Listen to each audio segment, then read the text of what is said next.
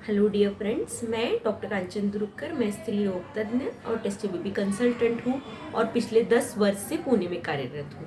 आज हम single versus double embryo transfer इसके बारे में बात करने वाले हैं। जब भी आप इनफर्टिलिटी का ट्रीटमेंट ले रहे हो तो आपको IVF अगर ट्रीटमेंट एडवाइस किया गया हो तो आपको ये एडवाइस दिया जाता है कि आपको 2 एम्ब्रियो ट्रांसफ़र कराने हैं कि एक सिंगल एम्ब्रियो आपको ट्रांसफ़र कराना है। तो आइए जानते हैं कि ये सिंगल एम्ब्रियो और 2 एम्ब्रियो ट्रांसफ़र क्या होता है। पहले जो IVF टेक्नोलॉजी था उसमें हम लोग जो एम्ब्रियो है वो लैब में ग्रो करते थे। प्रोसीजर IVF का कैसे रहता है एक बार हम जान लेंगे।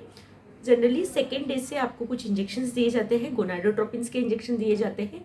ये इंजेक्शन 12 दिन तक दिए जाते हैं। उसके बाद आपका ओवम पिकअप ये प्रोसीजर होता है, अंडर एनेस्थीसिया ये प्रोसीजर होता है। उसके बाद लैब में जो भी प्रोसीजर होता है उसमें एग्स जो है वो माइक्रोस्कोप के नीचे देखे जाते हैं और ये एग्स में उस साइड में इंजेक्शन से स्पर्म इंजेक्ट किए जाते हैं, जिसे हम ICSI ऐसा कहते हैं, ICSI टेक्नोलॉजी। इसके बाद ये जो एम्ब्रियोज है वो इंक्यूबेटर में ग्रो किए जाते हैं। 5 दिन तक ये एम्ब्रियो जो है वो हम इंक्यूबेटर में ग्रो कर सकते हैं, जिसे हम ब्लास्टोसिस्ट कल्चर ऐसा कहते हैं। पहले ये जो एम्ब्रियोज है ये हम लोग सिर्फ Day 3 तक ही हम लोग ग्रो कर पाते थे। पहले हमारा जो लैब था वो इतना वेल इक्विप्ड नहीं रहते थे, तो इसलिए हम ये जो एम्ब्रियोज है ये 3 दिन तक ही ग्रो कर पा सकते थे, जिसे हम क्लीवेज स्टेज एम्ब्रियो ऐसा कहते हैं। लेकिन अभी जो रिसेंट एडवांसेस हमारे जो लैब में मॉडिफिकेशंस हुए हैं, हमारे जो इंक्यूबेटर्स अभी एडवांस हो गए हैं, तो इसकी वजह से हम 5 दिन तक ये एम्ब्रियोज जो है वो लैब में ग्रो कर पाते हैं, जिसे हम ब्लास्टोसिस्ट कल्चर ऐसा कहते हैं। ये ब्लास्टोसिस्ट कल्चर जो है और जो विट्रिफिकेशन टेक्नोलॉजीज़ है, मतलब हमने जो एम्ब्रियोज अभी ग्रो किए हैं वो हम जनरली फ्रीज करके रखते हैं और अगले महीने में ये एम्ब्रियोज जो है वो ट्रांसफ़र करते हैं, जिसे हम फ्रोजन एम्ब्रियो ट्रांसफ़र कहते हैं।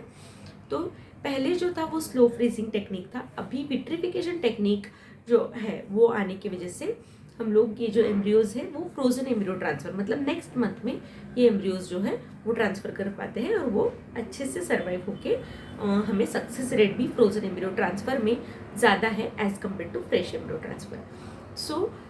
आज का जो टॉपिक है कि सिंगल या डबल एम्ब्रियो ट्रांसफ़र, तो हम जानेंगे कि सिंगल एम्ब्रियो ट्रांसफ़र के प्रोज एंड कॉन्स क्या होते हैं, पहले तो हम जानेंगे, और इनके सक्सेस रेट कैसे कैसे वेरी होते हैं ये हम जानेंगे। तो अगर हम सिंगल एम्ब्रियो ट्रांसफ़र के लिए जाते हैं तो अराउंड 60 to 65% सक्सेस रेट हमें IVF में मिल सकता है। और अगर हम डबल एम्ब्रियो ट्रांसफ़र मतलब 2 5वें दिन के एम्ब्रियो के लिए जाते हैं तो हमें 70-75% तक सक्सेस रेट मिल सकता है। तो हमें 10% का डिफरेंस जो है वो मिलता है अगर हम डबल एम्ब्रियो ट्रांसफ़र के लिए जाते हैं। तो हम किस पेशेंट्स में जनरली एडवाइस करते हैं कि आप सिंगल एम्ब्रियो ट्रांसफ़र के लिए ही जाइए।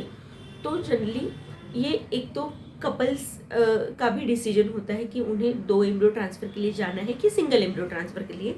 ये हमारे हम कपल्स के साथ भी, एक फर्टिलिटी कंसल्टेंट जो है वो कपल्स के साथ भी डिस्कस करते हैं, हस्बैंड वाइफ के साथ। उसके अलावा अगर आपको प्रीवियसली प्रीटर्म डिलीवरी का हिस्ट्री है, किसी पेशेंट को प्रीवियसली उनको बेबी रहा है और वो प्रीटर्म डिलीवरी का हिस्ट्री है, सर्वाइकल इनकम्पिटेंस का कुछ हिस्ट्री है, जिसकी वजह से अगर जल्दी डिलीवरी होने का चांस है, अगर ट्विंस रह गए तो उसमें जल्दी डिलीवरी हो सकती है, सर्वाइकल इनकम्पिटेंस किसी में है तो, या फिर अगर आपको पहले से एक किड है, आपको लड़का या लड़की कुछ है और अभी आपको सिंगल ही प्रेगनेंसी चाहिए, तो भी हम सिंगल एम्ब्रियो ट्रांसफ़र के लिए जा सकते हैं। जब आपका एम्ब्रियो जो है वो PGTA टेस्टेड होता है। PGTA मतलब कि जब ये जो एम्ब्रियो है हमारा, उसमें से कुछ सेल हम बायोप्सी करते हैं और उसमें कुछ जेनेटिक प्रॉब्लम तो नहीं है ना, एन्यूप्लॉइडीज कुछ नहीं है ना, ये चेक करते हैं। और ये जो एम्ब्रियो है वो अगर यूप्लॉइड है तो वो हम सिंगल एम्ब्रियो ट्रांसफ़र कर देते हैं, क्योंकि ये जो जेनेटिकली टेस्टेड एम्ब्रियो रहते हैं, PGTA टेस्टेड एम्ब्रियो, इनका सक्सेस रेट जो है वो 70-80% तक के भी होता है। तो इसलिए हम अगर PGTA टेस्टेड है तो सिंगल एम्ब्रियो ट्रांसफ़र के लिए भी जा सकते हैं। जनरली हम सिंगल एम्ब्रियो ट्रांसफ़र के लिए जाते हैं। तो सिंगल एम्ब्रियो ट्रांसफ़र में जैसे मैंने बोला कि अराउंड 60 to 65% सक्सेस रेट है। कभी कभी ये सिंगल एम्ब्रियो ट्रांसफ़र भी, सिंगल एम्ब्रियो जो है वो भी डिवाइड होके ट्विन प्रेगनेंसी भी रह सकती है। तो ऐसे केसेस में मोनोकोरियोनिक ट्विंस रहते हैं जनरली, और ये एक ही सैक में 2 ट्विंस जो है वो बन जाते हैं, तो ये मोनोकोरियोनिक डायएम्नियोटिक प्रेगनेंसी रह जाती है। सो इसमें एक ही सैक में 2 एम्ब्रियोज जो है वो ग्रो होते हैं।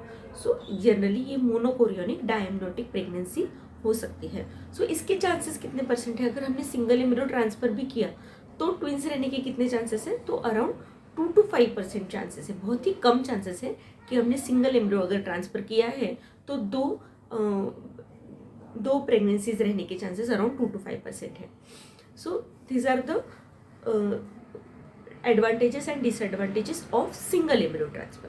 अब हम डबल एम्ब्रियो ट्रांसफर के बारे में जानेंगे।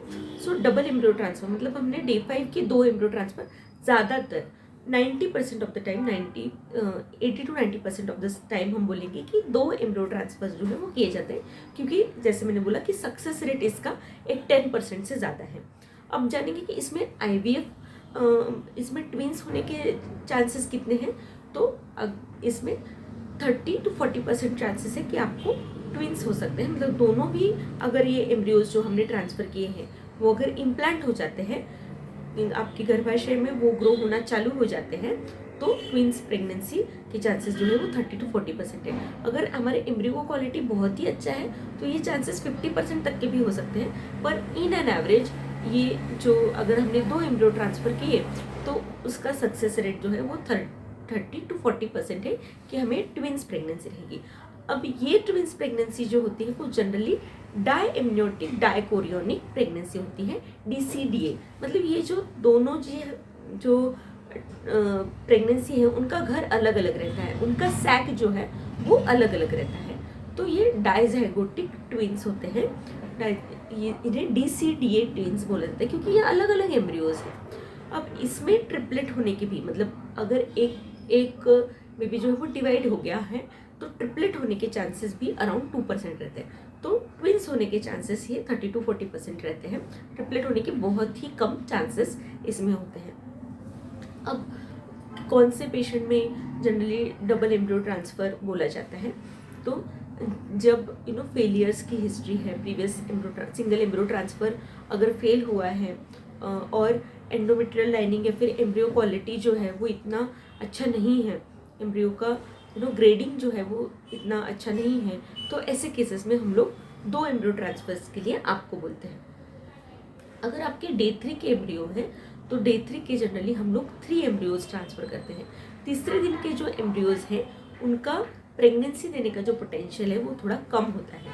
सो डे 3 के एम्ब्रियोज का सक्सेस रेट जो है वो अराउंड 40 to 50% तक होता है। सो ये जो अगर डे 3 के एम्ब्रियो आपके बने हैं तो जनरली हम लोग ऐसे 3 एम्ब्रियोज ट्रांसफ़र करते हैं। गवर्नमेंट ऑफ इंडिया का जो अभी रूल आया है, अभी जो लॉ आया है, उसमें मैक्सिमम 3 एम्ब्रियोज हम लोग ट्रांसफ़र कर सकते हैं। सो ये हो गया है कि कितने एम्ब्रियोज ट्रांसफ़र हम कर पाएंगे। अब डबल एम्ब्रियो ट्रांसफ़र अगर हम करते हैं तो DCDA ट्विंस अगर रहता है तो क्या क्या डिफ़िकल्टीज़ हो सकती है, क्या क्या कॉम्प्लिकेशंस हो सकते हैं, इसके बारे में भी हम डिस्कस करेंगे। तो अगर ट्विंस प्रेगनेंसी होती है, DCDA होता है, तो आगे जाके प्रीटर्म डिलीवरी का रिस्क जो है वो अराउंड 30% तक रहता है। सारे पेशेंट में प्रीटर्म डिलीवरी होगा ऐसा नहीं है। अगर अच्छा आपका प्रेगनेंसी स्मूथ जाता है तो आप 34-36 वीक्स क्रॉस कर सकते हैं और आपकी बेबी वेट भी अच्छा रह सकता है। लेकिन अराउंड 30% चांसेस होता है कि प्रीटर्म डिलीवरी हो सकती है। 30-40% चांस रहता है कि लो बर्थ वेट बेबी हो। 2.5 kg से अगर नीचे हमारा बेबी है तो उसे लो बर्थ वेट बेबी कहा जाता है। तो लो बर्थ वेट बेबी होने के भी चांसेस अराउंड 40% तक रहते हैं। इसके अलावा प्री इक्लैम्शिया होने के मतलब कि BP बढ़ने के प्रेगनेंसी में इसके भी चांसेस रहते हैं। अराउंड 15-20% चांसेस प्री इक्लैम्शिया के भी रह सकते हैं। एनीमिया, इसके अलावा जेस्टेशनल डायबिटीज़, इनके भी चांसेस जो है वो ट्विन प्रेगनेंसी में as compare to single pregnancy ज़्यादा रहते हैं। सो ANC केयर जो है वो ट्विंस प्रेगनेंसी को थोड़ा ज़्यादा लगते हैं। ऑफकोर्स एक्सपेंसेस जो है वो भी थोड़े ज़्यादा है। ट्विंस प्रेगनेंसी में एक्सपेंसेस जो है वो बढ़ जाते हैं as compare to single term pregnancy. Also अगर लो बर्थ वेट बेबी है तो या फिर प्री टर्म बेबी हुआ है तो ऐसे केसेस में बेबी को NICU एडमिशन, मतलब कि कांच की पेटी में हमारे बेबी को रखने का भी ज़रूरत हमें पड़ सकती है। सो ये सारे जो हैं वो थोड़े से डीमेरिट्स हैं हमें अगर ट्विंस प्रेगनेंसी हुई है। लेकिन अगर प्रॉपर ANC केयर हम लेते हैं तो ट्विंस प्रेगनेंसी में भी अच्छा आउटकम हमें मिल सकता है। लेकिन आपको फॉलोअप जो है आपके डॉक्टर के साथ और प्रॉपर अगर आपने केयर अगर लेते हैं तो ट्विंस प्रेगनेंसी में भी अच्छा आउटकम आपको ज़रूर मिल सकता है। हाँ, ट्विंस प्रेगनेंसी का पेरेंटिंग भी थोड़ा सा डिफ़िकल्ट होता है।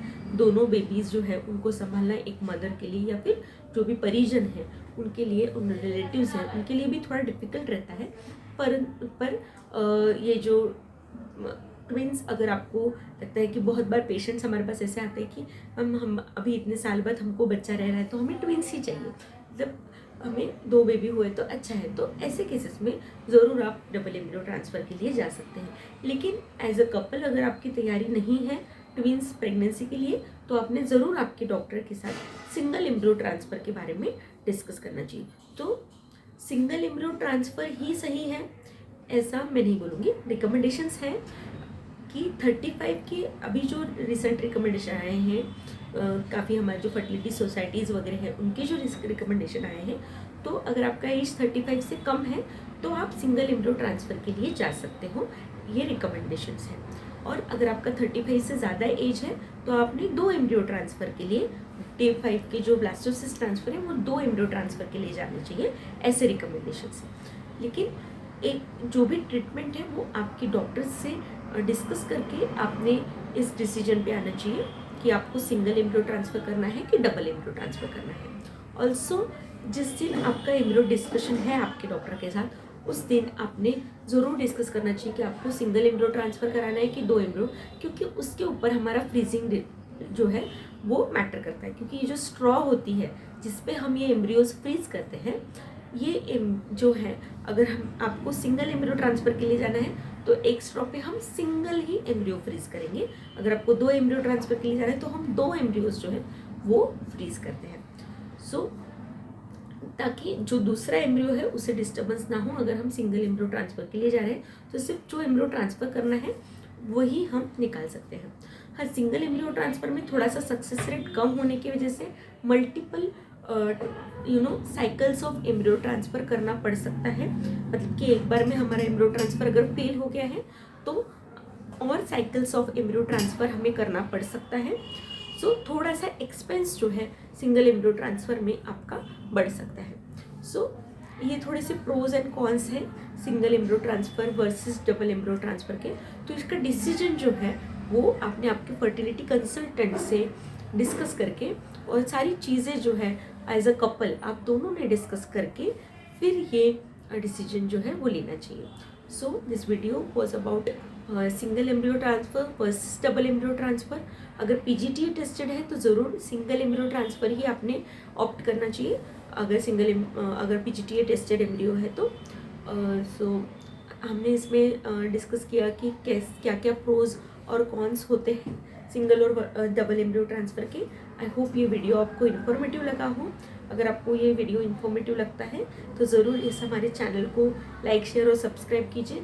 सिंगल और वर्सेस डबल एम्ब्रियो ट्रांसफ़र के बारे में अगर आपके कुछ डाउट्स हैं तो आप हमारे कमेंट सेक्शन में लिख सकते हो, या फिर आपको IVF रिलेटेड, फर्टिलिटी रिलेटेड कोई भी डाउट्स है तो वो ज़रूर हमारे इस चैनल में आप कमेंट बॉक्स में शेयर कर सकते हो। या फिर आपको ऐसा लगता है कि किसी टॉपिक के ऊपर हमने वीडियो इस चैनल पे शेयर करना चाहिए, या फिर हमें लगता है कि हमने बात करनी चाहिए, उसके बारे में भी हमारे कमेंट बॉक्स में आप ज़रूर लिख सकते हो। Thank you so much.